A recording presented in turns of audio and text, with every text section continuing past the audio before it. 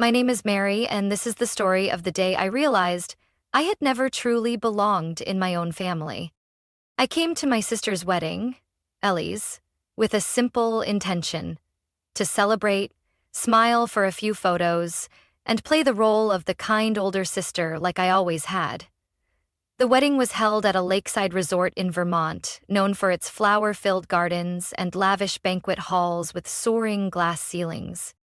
As soon as my car stopped at the main gate, a staff member in a black suit stepped out to open the door.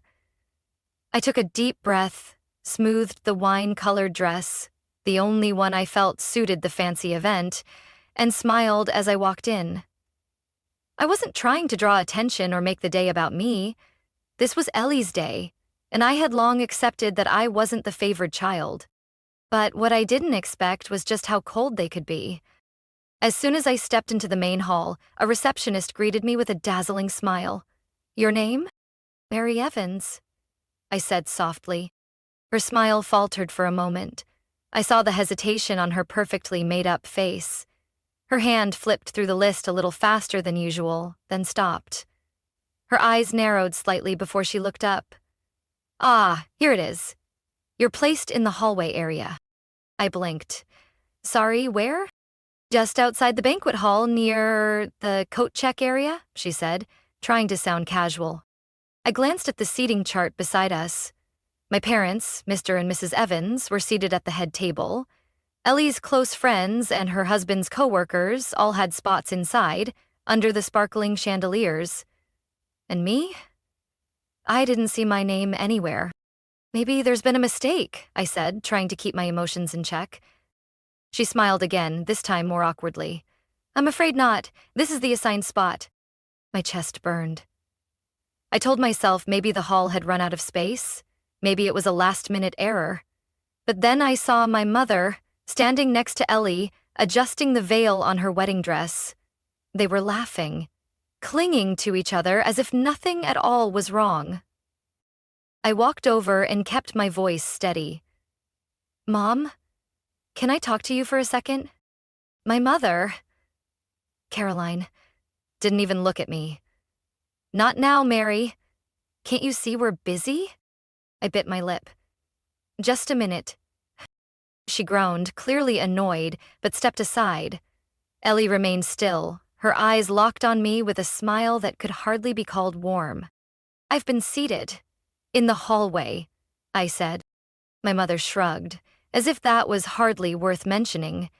"We had to prioritize close family, you know that." I clenched my fists. "I am close family." She let out a soft, icy laugh. "Oh, don't make a big deal out of this, Mary." Ellie chimed in, eyes glinting with satisfaction. "I'm sure it was just a mix-up. Nobody meant anything by it. Weddings are hectic." Her voice was sugary sweet, but her look was anything but. I turned to my mother again, hoping for even a flicker of hesitation, but she just sighed. "Don't ruin your sister's big day, Mary. You should be grateful you were invited." The word grateful stuck in my throat like a stone. Grateful to be treated like an outsider in my own family? Grateful to be seated next to the coat rack? Before I could respond, my father, Charles, walked up, his voice low, like he just wanted the moment to pass. "It's just a seat, sweetheart. Don't make it a thing." I stood still. The anger was there, simmering, quiet, not explosive, just something deeper, colder. I smiled, an empty one, and turned away without another word. They thought I'd silently take it, like always, but this time, I wouldn't. I walked slowly out of the main hall, my heels clicking lightly against the cold marble floor. The air in the hallway smelled of silk, wedding flowers, and something else. Something out of place, like me. In my hand was the place card with my name. Mary Evans, Table H, Hallway Area. The elegant cursive felt like a slap in the face. I turned the card in my fingers, my palm damp. I had hoped, just this once, that my family would see me as one of them. But clearly, they never had. A soft click came from behind. The door to the hall opened. "Mary," Ellie's voice called, light like a greeting, but enough to stop me. I turned. She stood there, arms crossed, her veil fluttering in the cool air, her makeup flawless, her smile anything but kind. "Are you upset?" she asked, with no real concern. "Because of the seating?" I gave a dry laugh. "I'm not upset. I'm disappointed." Ellie tilted her head, her eyes lighting up like she'd just heard something funny. "You're always so sensitive. It's just a seat, Mary. Who even cares?" I bit the inside of my cheek, keeping my voice steady. "You know it's not about the seat. It's about how this family treats me. It's always been that way." She shrugged. "So what? You still showed up, still wore the pretty dress, still hoped for attention." She stepped closer, her voice dropping so only I could hear. "You're desperate for their approval. It's sad." I looked her straight in the eyes. "No, Ellie. What's sad is that you need to tear someone down, just to feel loved." That made her pause for a second, but then, as if it meant nothing, Ellie laughed. "You really know how to kill the mood, like always." Footsteps approached behind her. It was Mom. Caroline, with a tense expression, like she'd been dragged away from the party to handle something trivial. "I heard there's some drama out here," she asked, eyes on Ellie, barely glancing at me. I took a breath, telling myself I deserved an explanation. "Mom, I was seated in the hallway. I'm not some acquaintance or a distant guest. I'm your daughter." She furrowed her brow, then gave a tight smile.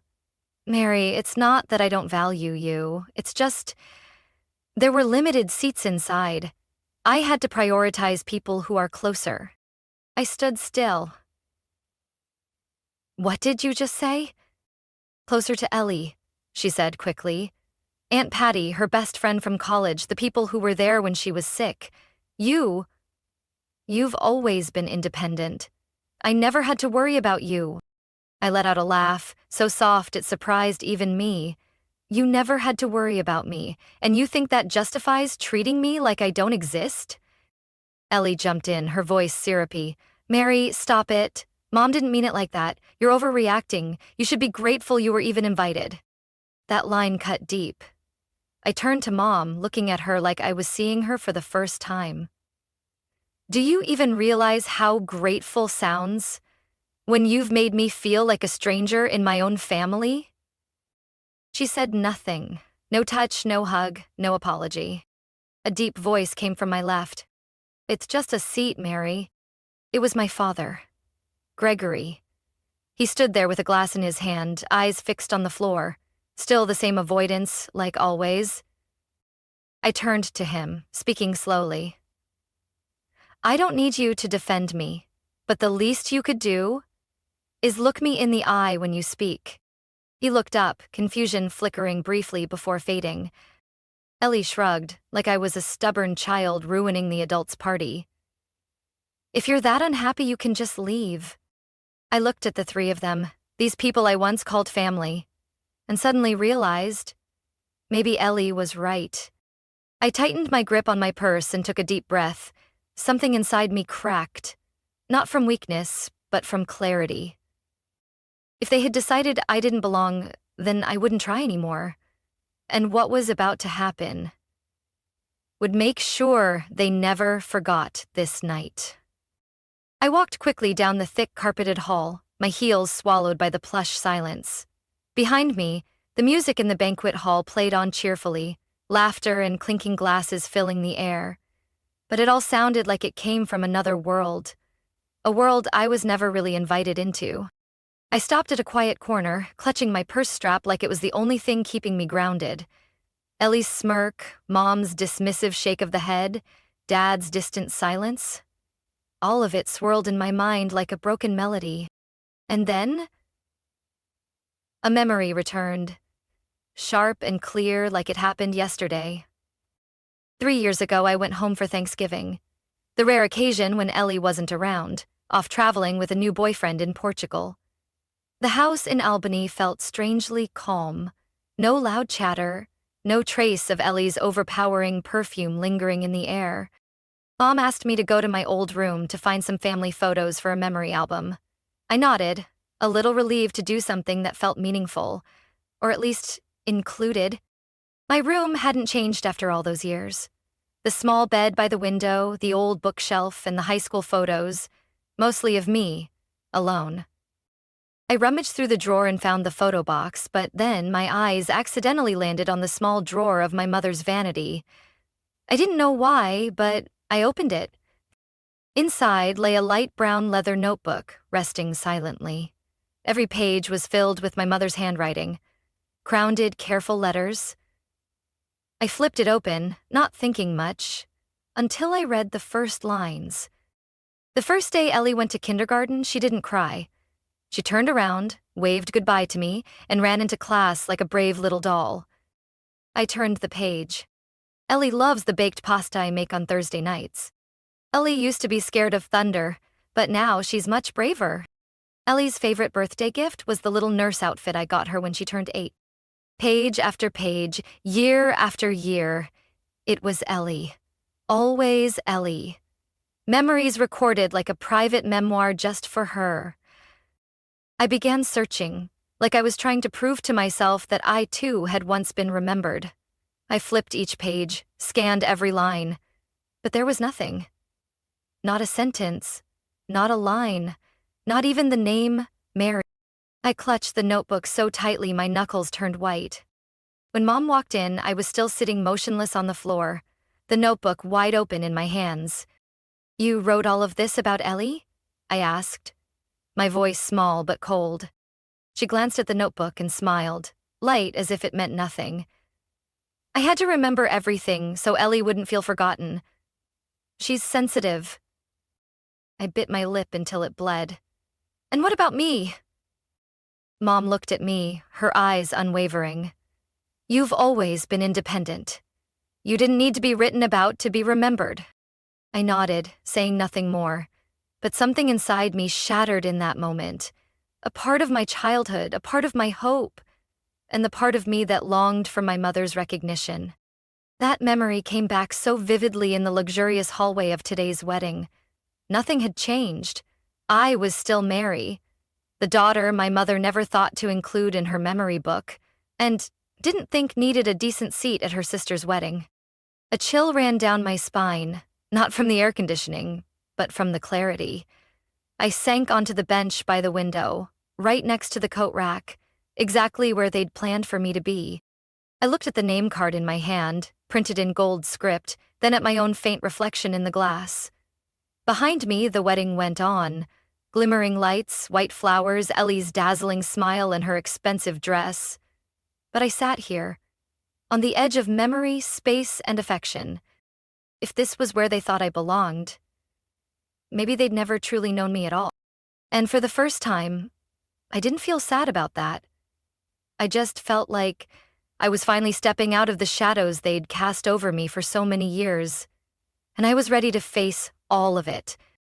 I stayed still on that bench by the glass, my heart tangled between memories and the present. Everything that had just happened, the way Ellie mocked me, how Mom brushed off my feelings like they didn't matter, kept playing over and over in my head like a loop with no end. "Mary," a low male voice startled me. I looked up. Standing in front of me was Ethan Bennett, the groom of the day. He wore a tailored tux, his tie slightly loosened, his dark brown hair tousled as if he'd run his hands through it from stress. In his hand was a champagne flute, untouched. I stood up, smoothed my dress, and nodded slightly. "Ethan." He looked at me, eyes narrowing slightly like he was trying to figure something out. "Seeing you sitting here doesn't feel like you." I let out a soft laugh. "Really? Because your family decided I'm not worthy of a seat in the main hall?" He said nothing. A heavy silence settled between two people who barely knew each other, yet were sharing a strangely intimate moment. "Mary," Ethan finally said, his voice lower, "can I ask you something?" I met his gaze. "Go ahead." He hesitated, his hand tightening slightly around the stem of the glass. "Has Ellie ever said anything about me that seemed off to you?" I tilted my head. "Are you asking if I've heard her badmouth you?" Not just that. He pulled his phone from his inner jacket pocket, looked down at the screen, then shook his head. It's just, lately she's been different, controlling, secretive. There are things she doesn't want me to know, and I'm starting to realize something's not right. I paused. Ellie's harsh words during family gatherings still echoed in my mind, but I had never told anyone, partly because I didn't want to cause trouble, partly because I was so used to being dismissed. But something in Ethan's eyes made it impossible for me to stay silent this time. You might want to brace yourself, I said slowly, because I don't think you really know who Ellie is. He opened his mouth to respond, but another voice cut in, soft yet strangely powerful. And if you're still unsure, then maybe your mother can help make things clear. We both turned. Celeste Bennett, Ethan's mother, stood at the end of the hallway, holding a phone, her eyes locked on her son. She was the kind of woman who made a room pause when she entered. Not because she was loud, but because her presence demanded attention.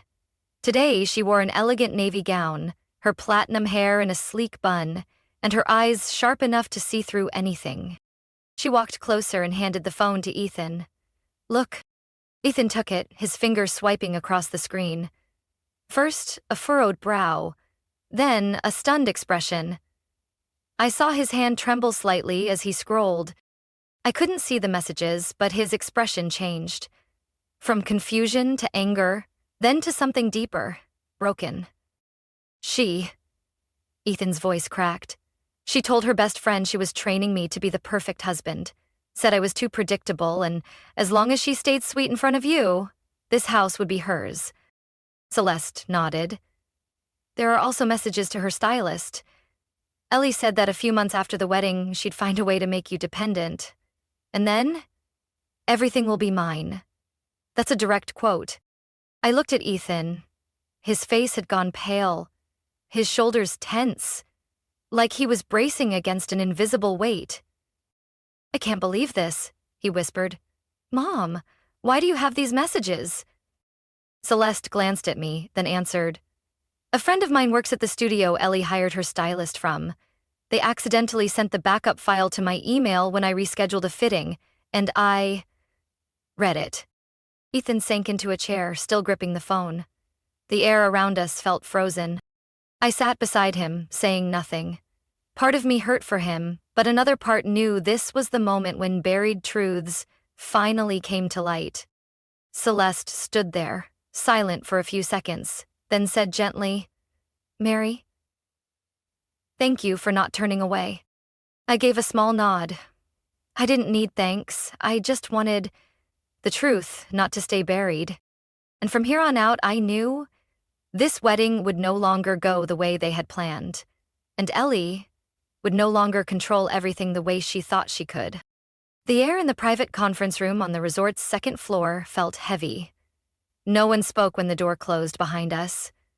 Only the hum of the AC and the faint breeze slipping through a slightly open window. Ethan sat at the head of the table, his eyes blank. Celeste stood behind him, her hand resting lightly on his shoulder like the only anchor left. I sat slightly to the right, hands in my lap, trying to stay composed even though my heart pounded so loud I was sure everyone could hear it. The door opened again. Ellie walked in with my mother, Caroline. Mom looked confused, but Ellie didn't. She held on to her usual air of confidence, only now there was a flicker of caution in her eyes. And worry. What's going on here? Ellie asked, her voice slightly high-pitched as if she was trying to regain control. Why are you all pulling people out of the wedding? Ethan stood up, and the look in his eyes was no longer shock. It was a cold, clear resolve.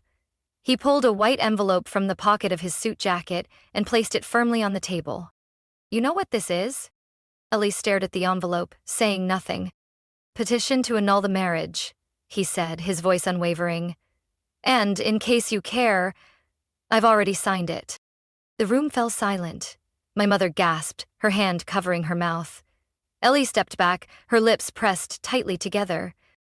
You are joking, right? She asked, trying to keep her voice calm. Celeste spoke up, her tone sharp as a blade. We read all of your messages, Ellie. Every word you said about Ethan, about me, about this family. There's no denying any of it. I did. Don't. Ethan cut her off, and for the first time, his voice carried both hurt and fury. You called my mother a rich old woman who only knows how to write checks. You told your friend you'd have it all under control 6 months after the wedding. You called me too easy to manipulate. Just pretend to be fragile and you get anything you want. Want me to quote more? Ellie froze. I looked at my mom. She stood still, her face pale as if she was seeing her daughter's true self for the first time. Those were jokes, Ellie said, her voice hoarse. Messages between friends, not serious. Celeste gave a short, bitter laugh. And what about the divorce consultation you filed last month? Was that a joke too? That's when I saw my father, Robert, enter the room, his expression heavy. I didn't know who had called him, but his presence seemed to make the room sink deeper into tense silence. Is this true? He asked, looking straight at Ellie. Ellie didn't respond. Robert turned to my mother. Did you know about this? Mom shook her head weakly. I didn't think Ellie could do something like this. You never think, he said slowly. You've never looked at what's really going on. Then he turned toward me, and for the first time in many years, he didn't avoid my eyes. Mary, he said, I'm sorry. Both Mom and I were stunned. I had never heard him say sorry, especially not to me. I've been silent for too long. Let everything veer off course, he went on. And I know you were right about Ellie. About everything. I didn't know how to react. Part of me had grown so used to being overlooked that this recognition left me breathless. Ellie snapped out of it. You're taking her side? She shouted, voice rising. Your daughter, the one you've always loved, is being turned on by her entire family over a few dumb texts? Ethan gripped the edge of the table. Don't call them dumb texts, Ellie. That's who you really are. You don't understand, Ellie shouted, her voice trembling. I love you. I just didn't want to lose the chance to build a stable life. What's wrong with that? Celeste raised an eyebrow. Is that what love looks like? Planning a divorce before the wedding even starts? She's lying, Ellie spun toward me, her eyes burning. This is all your fault. If you weren't so jealous, if you didn't poison Mom against me, today wouldn't be ruined. I took a deep breath, staying calm. Ellie, you did this to yourself. Don't blame anyone else. You've always been the outsider in this family, Ellie screamed. Always pretending to be the good one, just to make Mom feel guilty. What do you want? To steal everything from me? No, I said, my voice quiet but clear. I just want the truth to be seen. My mother stepped forward then. She looked at Ellie for a long time, confused, hurt, and finally, broken. Ellie, she said softly, I can't defend you anymore. Ellie stood frozen. Her lips moved like she wanted to say something, but no words could fix anything now. She turned toward me, and for the first time in my life, I saw fear in her. Not fear of being caught. Fear because she realized no one was standing by her this time. Ellie stood there in the dead quiet room, breathing hard, her hands clenched into fists at her sides. The carefully applied makeup from the morning was now smudged around her eyes. The pristine white wedding gown that had wowed everyone just hours ago now looked tight, burdensome, stripped of the elegance she had imagined for her big day. She whipped her head toward me, her eyes darkening. You always wanted to take me down, Ellie hissed, her voice cracking. You never let me have one peaceful moment, did you? I didn't answer. There was nothing left to say. But Ellie didn't need a reply. She charged toward me, eyes blazing, her footsteps echoing against the glossy tile floor. I didn't move. I wasn't afraid. And then, in that exact moment, a steady arm slid between us. It was Celeste. That's enough, she said. Her voice wasn't loud, but it was sharp as steel. Ellie froze, stunned. "Get out of my way!" "You've caused enough chaos," Celeste replied firmly. "If I let you do one more foolish thing, that would be on me." Ellie panted, eyes darting around the room as if looking for an escape, or someone still on her side. But no one spoke. No one stepped forward. Ethan leaned against the table, expression unreadable. My father had his head bowed, brow furrowed like he'd just accepted a bitter truth. And my mother, the one who once excused every little mistake Ellie made, stood frozen, clutching her purse strap, eyes rimmed with red. Then, Ellie pushed past Celeste, heels clattering against the floor as she stormed out of the room, her long train sweeping behind her through the hallway. I thought she would vanish behind the door, but no. She shoved open the main doors leading back to the reception hall, where soft music still played, where hundreds of guests were laughing, clinking glasses, and posing for photos against a backdrop of pristine white flowers. And when Ellie appeared, breath ragged, hair disheveled, eyes wild, everything stopped. The music faded. Heads turned. A murmur rose. Curious, stunned, then shocked. Stares. The rest of us from the conference room followed behind her. No one tried to stop her. No one wanted to. Ellie stood at the center of the reception hall. What was supposed to be the most beautiful moment of her life, now becoming the stage for the downfall of a self-crowned queen. "You think you can humiliate me like this?" Ellie screamed, her voice echoing through the rows of banquet tables and shimmering chandeliers. "I gave everything for today. Months of planning, picking out every single detail, and now, over a few messages, a few meaningless words, you're going to destroy me?" No one answered. Ethan stepped forward, his gaze steady and unblinking. "No one destroyed you, Ellie. You did that yourself." She shook her head wildly, tears spilling down her cheeks. "You love me, Ethan. I did everything for our future." Celeste stepped forward, slow but deliberate. She faced Ellie, her voice chillingly calm. "I once hoped you'd be part of this family, but you never wanted to be a Bennett. You only wanted what we had." A quiet "oh" rippled through the crowd like a wave. People were beginning to understand. Some guests exchanged glances, a few set their glasses down, their eyes heavy with realization. Ellie glanced around, breath uneven. "She made all of this up," she shouted, pointing directly at me. "Mary's always been jealous of me, always trying to drag me down. She spent her whole life in the background, and now she wants to pull me down with her." I stepped forward, calm and steady, my voice just loud enough to be heard. "I don't need to drag anyone down. The truth carries its own weight." Ellie went silent. The tension was tight as wire. All eyes were on her, even those who had once cheered her on, admired her, now just stood there, in silence. I turned to Ethan, clinging to a final shred of hope. You can't leave me. I'm your wife. We made vows." Ethan pulled the same white envelope from his jacket pocket, the one he'd come prepared with. He held it up in front of Ellie. "This is the annulment contract," he said slowly, his voice calm and cold. And I signed it. The entire room seemed to hold its breath. Celeste gently placed a hand on her son's shoulder. "Let's go, Ethan." As they turned and walked away, Ellie stood alone, surrounded by chandeliers and glittering gowns. She had once been the center, the star, built on control and appearances. Now it had all crumbled, right in front of everyone. A week after Ellie's wedding, I woke up in my small Boston apartment. No wedding flowers, no distant violin music, no judgmental looks or whispered side comments. Just me and silence. My phone buzzed gently on the nightstand. I glanced at the screen. Mom. The 9th call in 3 days. I didn't answer. I'd heard enough in that conference room, in that reception hall, and throughout a lifetime of quiet endurance.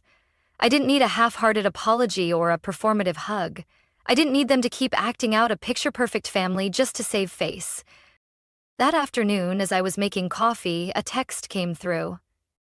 From Mom. I know you're angry. I can't change the past. But I want to see you. Have dinner with me? Just the two of us? I stared at the message for a long time. The old me, the me from a few years ago, would have said yes immediately. I would have picked out a nice dress, arrived on time, smiled politely, and tried to think of light conversation topics to keep the mood afloat. I would have hoped, however faintly, to hear her say, "I'm proud of you," or simply say my name with genuine warmth. But that girl didn't exist anymore. I put the phone down. No reply. No anger. Just no longer necessary. That evening, I walked along the Charles River, where small lights hung from the railings reflected across the still water. The crisp early autumn air carried the scent of the breeze and soft laughter from passing strangers. I sat on a stone bench and pulled out an old photo from my wallet, a family picture from Christmas when I was 16. Ellie was in the middle, wearing a bright red dress, grinning ear to ear. Mom sat beside her, hand resting proudly on Ellie's shoulder. Me? I stood off to the side, half hidden behind the Christmas tree. I stared at the photo for a long time, then gently folded it and tucked it back into my bag. I no longer needed to force myself into a frame I was never meant to fit in. Another call came through. This time it was my father, Robert. I picked up. Not because I wanted to, but because I knew he wouldn't call unless it mattered. "Mary," he said, his voice rougher and slower than usual. "I'm not good with words, you know that." I didn't answer. I just listened. "But that day, when you spoke, and your mother saw who Ellie really was, I think, for the first time in her life, she understood how alone you've been." A long pause followed.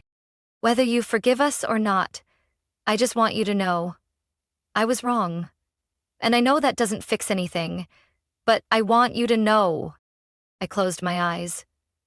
No tears, no pain, just a quiet sense of peace. "Thank you, Dad," I said softly, "but I don't need an apology anymore. I just need freedom." That night, I went home, pulled out the family photo album from the shelf. I didn't burn it. I'll tear it up. I just placed it in a box, locked it, and set it on top of the wardrobe. An era had ended, and I didn't need to look back.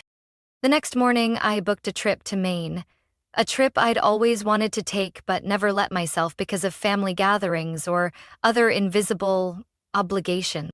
This time, I chose me. I didn't need their forgiveness. I didn't need their validation.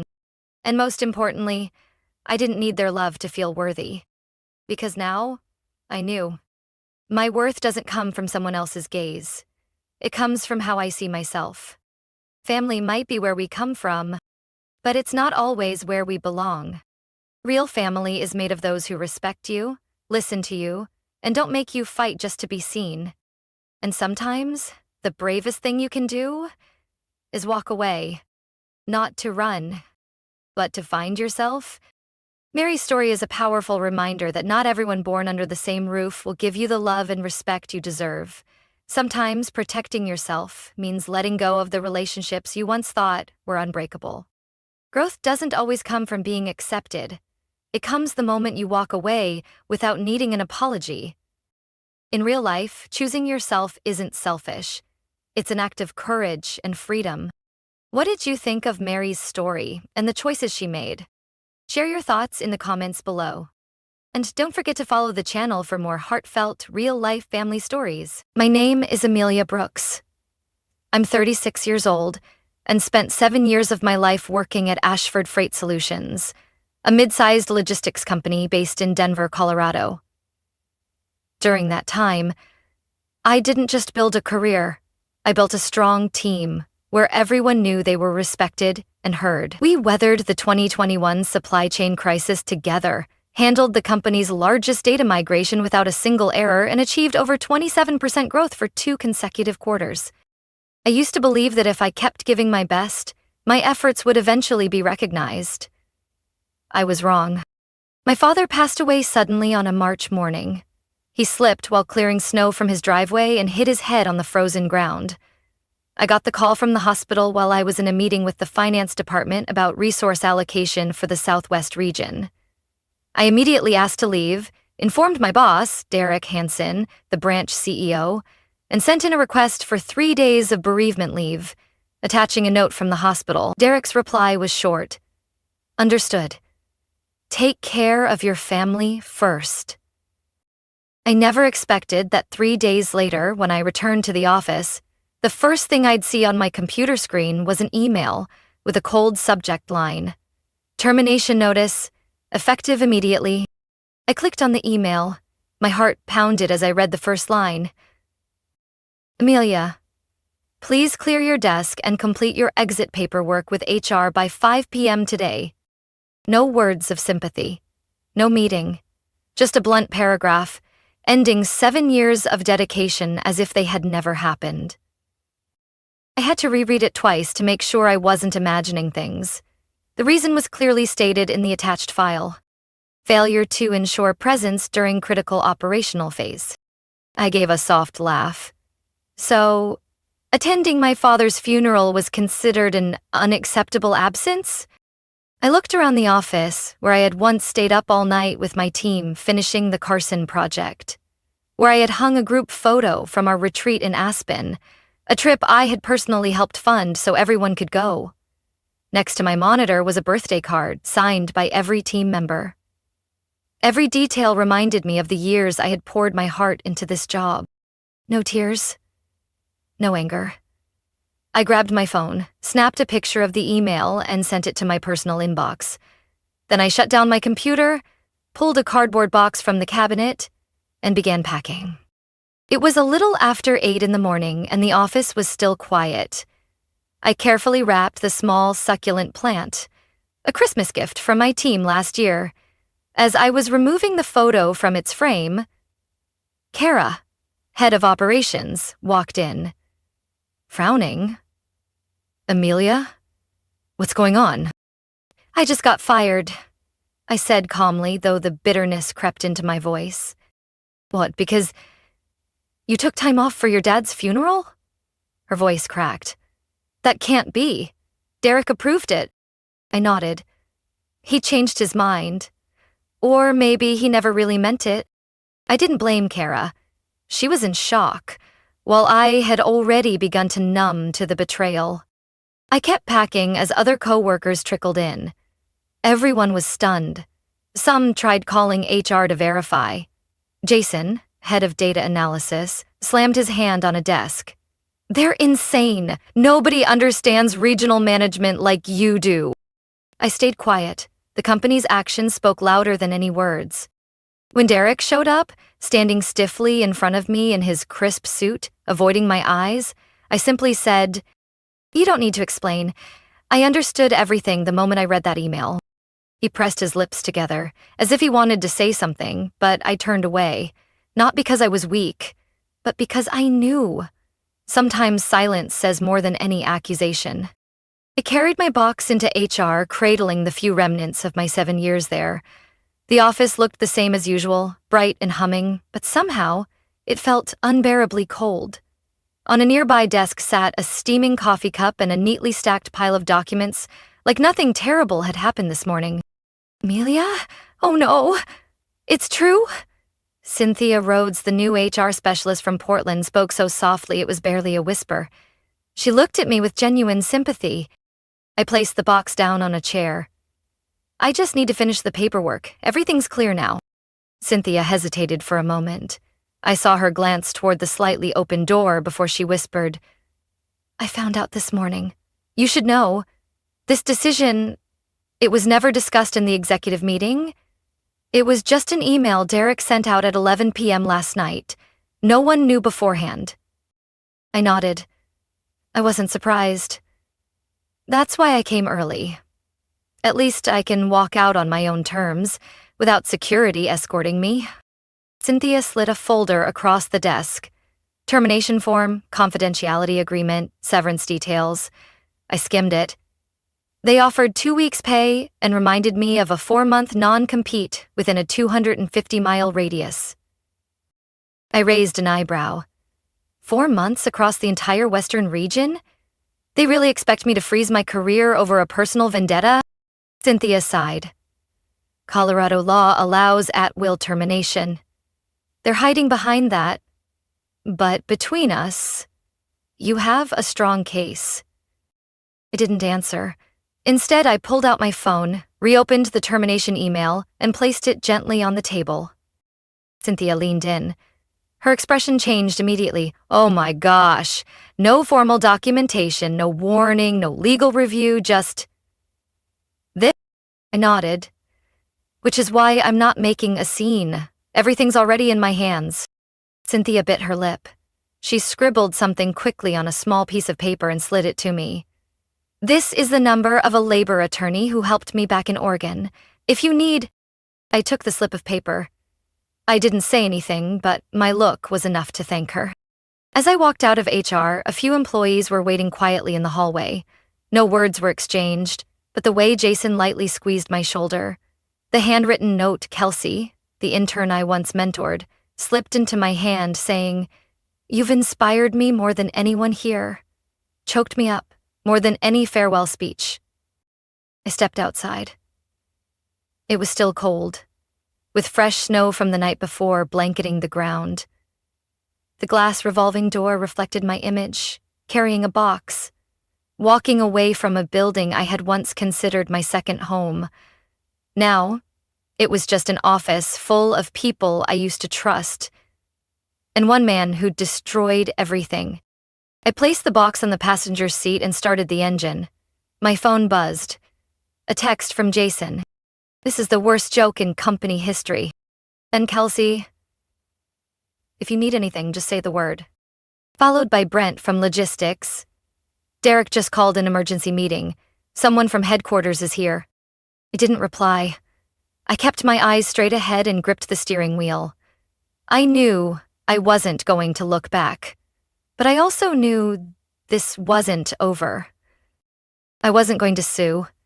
I didn't need to shout or post a long rant online. I was going to do exactly what my father once taught me. When you get pushed into the water, don't panic and thrash around. Take a deep breath, look around, and swim toward where you want to go. I still remembered how he'd taught me to stay strong against the current. And this time, I would use that lesson. On my own terms. That night, I sat alone in my small apartment on the south side of Denver, a cold cup of tea in my hand. I didn't yet know what my next step would be. But when my phone screen lit up, everything started to change. Caller ID. Nathan Caldwell. I blinked in disbelief. Nathan was the CEO of Stratosphere Logistics, one of Ashford's biggest competitors. We had first met at the Phoenix Supply Chain Conference nearly a year ago. I had been representing Ashford, presenting our team-developed regional analytics system.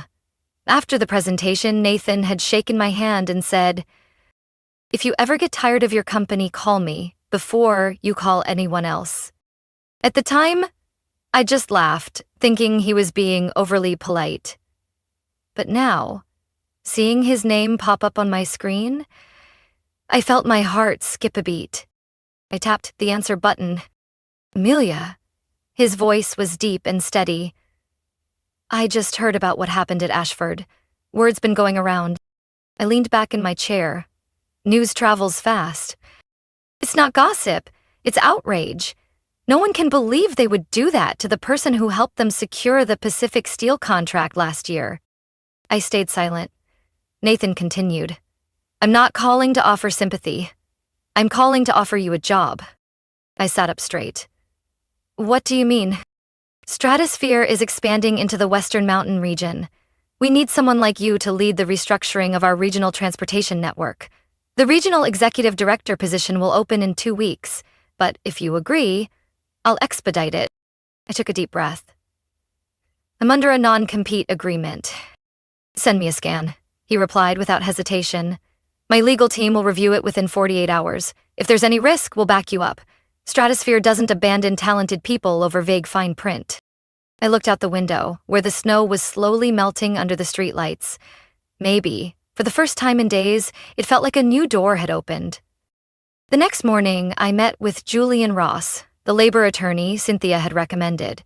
His office was on the third floor of an old red brick building, but inside it was bright, spotless, and meticulously organized. Julian skimmed through the contract, frowning after less than 10 minutes. "This clause is way too broad," he said, pointing to the line about no employment in the same industry within 250 miles for 4 months. "They can't force you out of your career just because of a messy breakup." "I need to be absolutely sure," I said. "I won't let anyone use this clause to stop me from moving forward." Julian nodded. "Ashford fired you without going through any disciplinary process, without documenting any violations. More importantly, they approved your leave, then used your absence against you. With these factors, it'll be hard for them to win if a dispute arises." I exhaled, feeling a sense of control for the first time in days. "So, if I accept the new job at Stratosphere?" "You have a very strong chance of winning if they sue. But honestly, I doubt Ashford would risk dragging this into the open." That afternoon, I called Nathan back. "I accept the offer," I said, "but on one condition." "Ling." "Let's hear it." "I want to build my own team. If any of my former colleagues apply, I want them to be fairly considered." There was a brief pause, then Nathan chuckled softly. "Fair consideration? If they're as good as you, I don't need fair. I need them. Yesterday." I smiled. The feeling of being trusted again made me feel alive. When I signed the official job offer, a salary 35% higher, the authority to build my department, and a generous signing bonus, I knew a new chapter had truly begun. During my first week at Stratosphere Logistics, the energy in the office was electric. No fake politeness, no suspicious glances like back at Ashford. Here, people actually listened to one another. I had my own office, but I spent most of my time out in the open workspace, talking with the tech, dispatch, and operations teams, one by one. I wanted them to know I was more than just a name in an email. Yet, while I was settling into my new environment, messages from the old team kept flooding my phone. Jason, who used to manage the data systems for me at Ashford, texted, "Amelia, everything's falling apart. They can't find your updated shipping route plans. Derek's scrambling to hold on to clients but doesn't even know where to start." Then Kelsey, Wilson Group just sent a letter postponing their contract signing. They said they want to wait for the former point person to return. I didn't respond immediately. Part of me felt sympathy for the old team, but another part saw the truth clearly. Ashford's losses weren't because I left. It was because of how they treated people like me. 3 days later, I met with Jason and Kelsey at a cafe downtown. They sat across from me, their eyes full of a mix of disappointment and determination. "You were right," Jason began. "Right after you left, Derek tried to force someone new into your role to keep Wilson, but nobody in the team would cooperate." Kelsey nodded. "No one understands the system you built. They thought an Excel sheet was enough to run an entire shipping line." I leaned back. "Have you both thought this through? If you leave, there's no going back." "We don't want to go back," Jason said without hesitation. "We want to go with someone we trust." I looked at them for a long moment. They didn't say it out loud, but I knew there were more who felt the same. Sure enough, within 2 weeks, 4 more members from my old Ashford team handed in their resignations. Each one left a polite but clear thank you email. They no longer trusted the current management. Ashford panicked.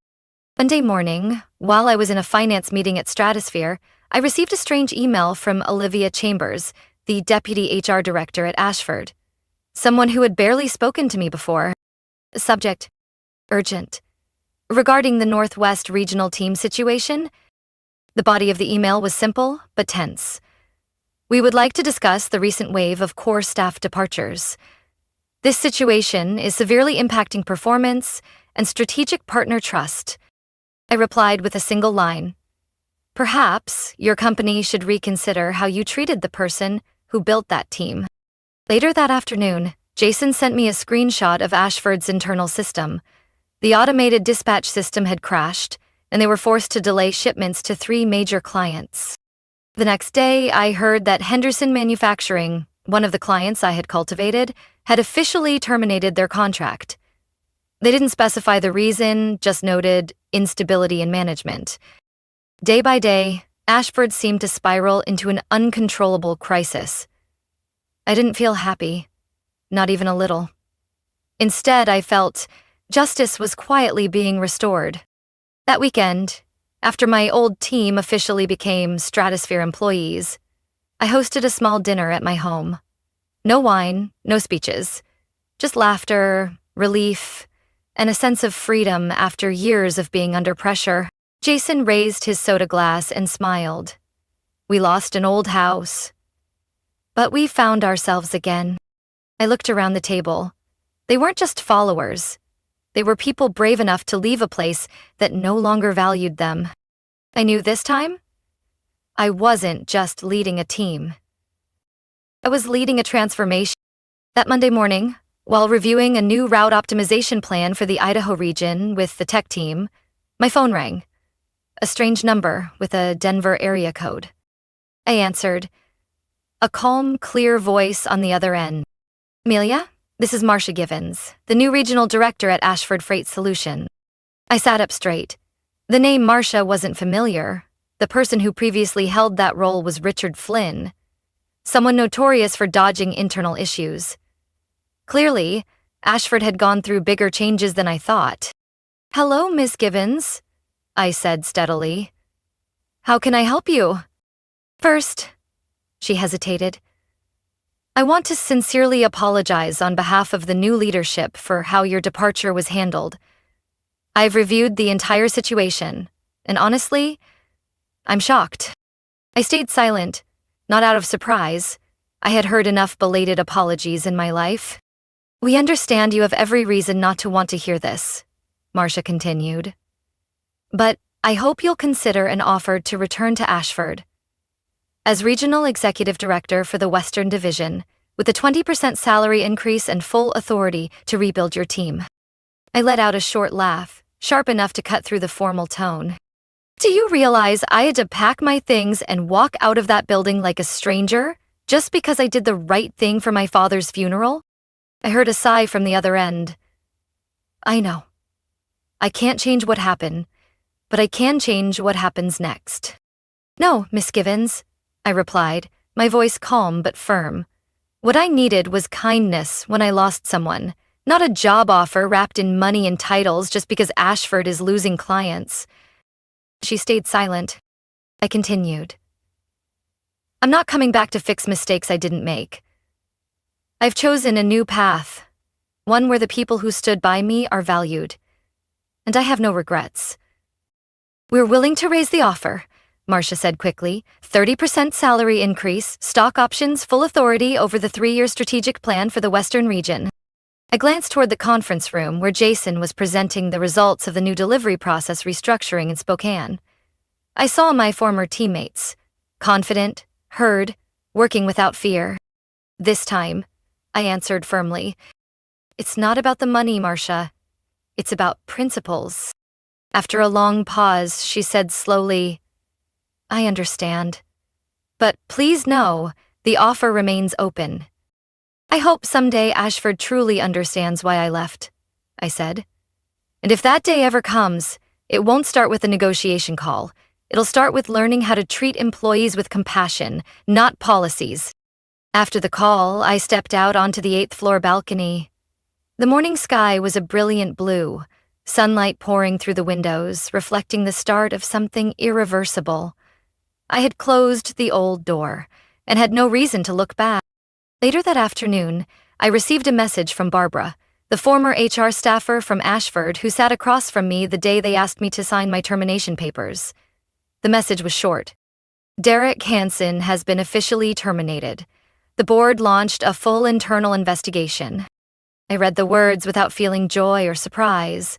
It was simply confirmation of what I had believed from the beginning. Anything built on carelessness will eventually collapse because of it. That evening, our team gathered at a small Italian restaurant near the Stratosphere office. After appetizers, Jason pulled out a chocolate mousse cake with a message piped in fresh cream. To the leader, who chose integrity over ego. I didn't need to give a speech. I just smiled, looked at each person around the table, and said, "We didn't leave Ashford for revenge. We left to live according to the values we deserve." 3 months after I declined Ashford's offer, I was officially promoted to Executive Vice President for the Northwest region of Stratosphere Logistics. My new office was on the 12th floor, overlooking the Cascade Mountains, where the sunsets bathed the sky in gold. But what made me proud wasn't the view. It was the people building a stronger, more transparent, more human foundation with me. Jason became head of operations. Kelsey took over as regional supply chain supervisor.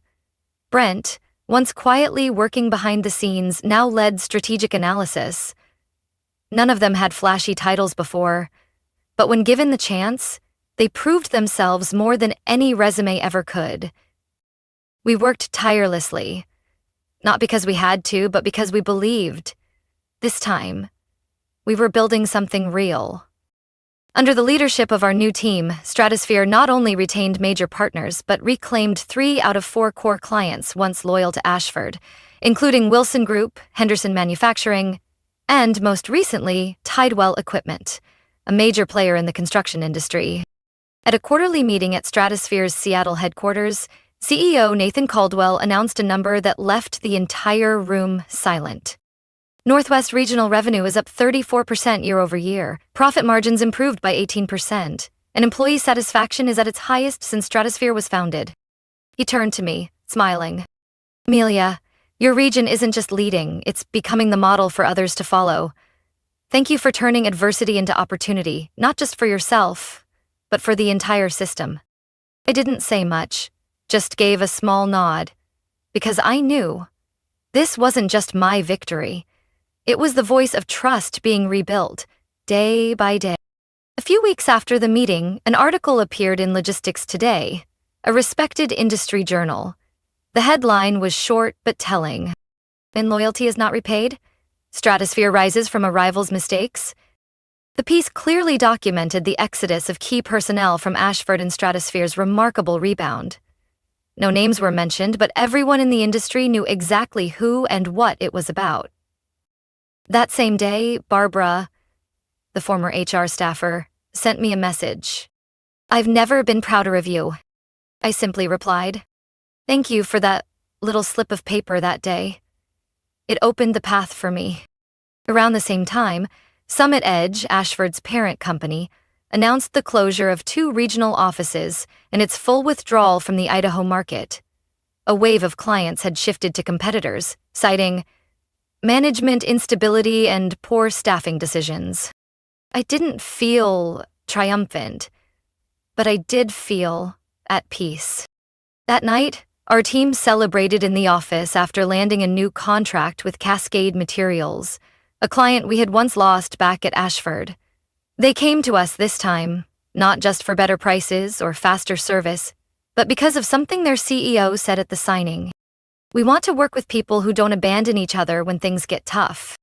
I raised my glass of sparkling water, looking around at the familiar faces. Jason telling a story, Kelsey helping an intern pick a dessert, Brent still hunched over a laptop finalizing a report. They had changed. Or rather, they had returned to who they truly were. I stepped out onto the office balcony once more, taking a deep breath. The breeze was cool, but gentle. The lights from downtown reflected off the glass, a city seemingly waving back. I thought of my father. If he were alive, he would have asked me the same old question. "Do you regret it, Amelia?" And this time, I could smile and answer, "No, Dad, not for a single second."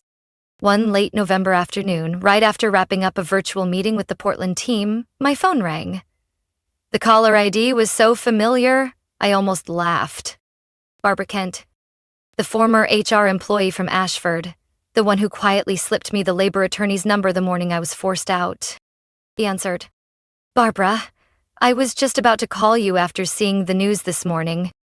Amelia. Her voice was slightly choked but composed.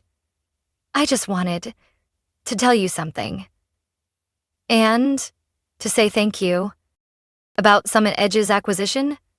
I asked directly. That news spread faster than flu season. Barbara chuckled softly. Yes, but that's not the only reason I'm calling. Then she hesitated. I left Ashford 2 weeks ago. Voluntarily. Not pushed out. And before I left, I retrieved something.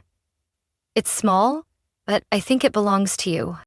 The next day, when I arrived at my office, a small package was waiting on my desk, carefully wrapped in craft paper, with neat handwriting on the outside. A gift from an old place for a new one that's blooming. I opened it and froze. It was the little cactus. The one I had kept on my desk for 7 years at Ashford. The one I had wrapped in newspaper the morning I was fired. And then forgotten, too stunned to think of anything but my wounded pride. Now it had grown. New shoots stretched out, vibrant and green, a living sign of survival after months of abandonment. I placed it on the windowsill of my office, where there was sunlight, air, and me, someone who no longer bowed her head. That afternoon, an article from Business Northwest confirmed the inevitable. Summit Edge Freight Solutions had been acquired by Meridian Logistics for less than a third of its original valuation. The reason? Severe personnel crisis, loss of client trust, and violations in leave and internal management policies. I sat still for a few seconds, not from happiness, but from the feeling that the final door had truly closed. Dan Weaver's name also appeared in the investigation report. Suspended for abuse of authority, violation of termination procedures, and failing to notify senior leadership of major staffing decisions. Barbara later texted me. I heard Dan's applying for unemployment. He claims he followed internal procedures, but can't explain what those procedures were. I didn't feel satisfaction, no bitterness, just a sense that a missing piece had finally clicked into place. That night, our team gathered at my house. Jason brought homemade lasagna he'd learned from an online cooking class. Kelsey brought hand-pressed fruit juice. Brent arrived late, still double-checking the latest data reports. Once everyone was settled, I placed the little cactus on the table. Recovered from an old place, I said. It was left behind the day I walked out of Ashford. But now, it survived.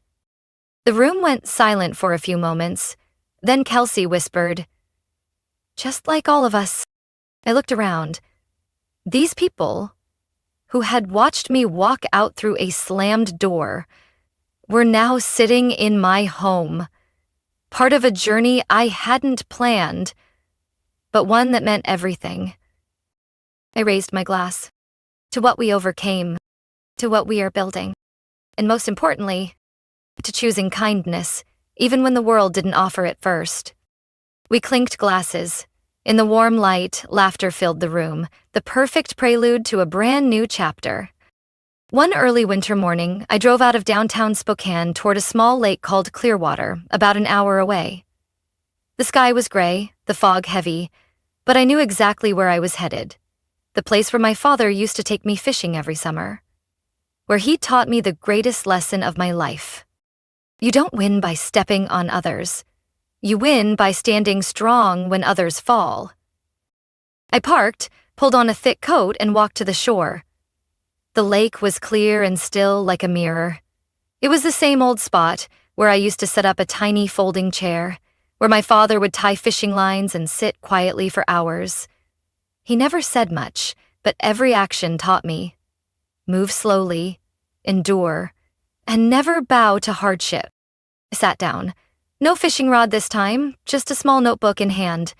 I opened the first page and reread the words I had written during my first meeting at Stratosphere. I didn't come here to replace anyone. I came to prove that a better workplace is possible, and it has to start with us. I smiled. At 36, I had been shoved out of my old company with a cold email, but from that moment, I had found the right path. I didn't destroy Ashford. They destroyed themselves by treating people carelessly. As for me, I simply walked forward, carrying determination and those who believed in me. At Stratosphere, we didn't measure loyalty by overtime hours. We measured it by how we supported each other in hard times. No one feared losing their job just for taking leave to care for family. When one of my employees, Hannah, lost her mother, the entire office wrote sympathy cards and chipped in to help with funeral costs. No policy mandated it. We just understood what it felt like to be left alone during the worst time. A few weeks ago, during an internal survey, the results made me tear up. 95% of employees believe management truly cares about them as people, not just as numbers. That wasn't just a statistic. It was the answer to everything. The breeze from the lake stirred the notebook pages. I caught them gently and laughed when I spotted a blank page near the end with a small note I had once written. Rebuild, not revenge. Yes. I didn't need to tear down Ashford to prove anything. Building something better, kinder, stronger was the loudest answer of all. No challenges, no attacks. Just results, undeniable and clear. I stood up and looked out over the lake again. There was no anger left. Only gratitude. Gratitude for not crumbling when hurt. Gratitude for my father, teaching me to stand like stone in the current. And gratitude that in a fast, harsh world I had kept my heart whole. I pulled out my phone and texted Jason. Schedule the next quarterly strategy meeting. And don't forget to include the new hires feedback session. I want to hear from them. He replied right away. Got it, boss. Oh, by the way, the Portland team just sent a photo. They hung up your picture in the common area. They're calling it The Builder. I laughed. That title didn't need a medal or a golden frame.